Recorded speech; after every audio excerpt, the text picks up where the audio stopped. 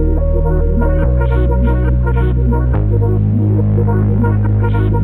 it when my doubts and my fears swell up like the friends, how are you? I hope you are all will be doing વેલ.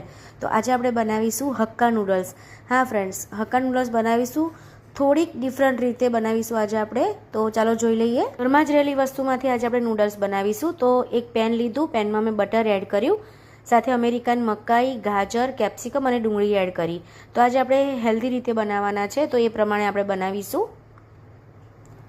હવે આપણે આ સબ્જીને half જ cook કરવાની છે. સાથે મીઠું add કરીશું એટલે ફટાફટ કૂક થઈ જશે. સાથે ચીલી ફ્લેક્સ અને ઓરેગાનો પણ એડ કરી દઈશું. થોડી પીઝાની સિઝનિંગ આપી દઈશું અંદર. તો આ રીતે બધું સરસ મિક્સ કરી દેવાનું છે.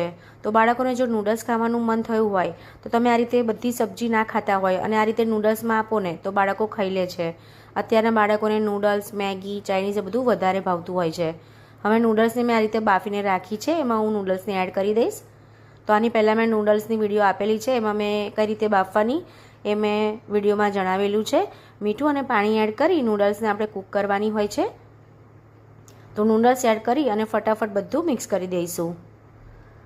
તો એકદમ હેલ્ધી તો નૂડલ્સ છે જ આપણી. સાથે બાળકોને સબ્જી ના ખાતા હોય તો તમે આ રીતે કંઈક બનાવીને આપો તો બાળકો ખાઈ લે છે.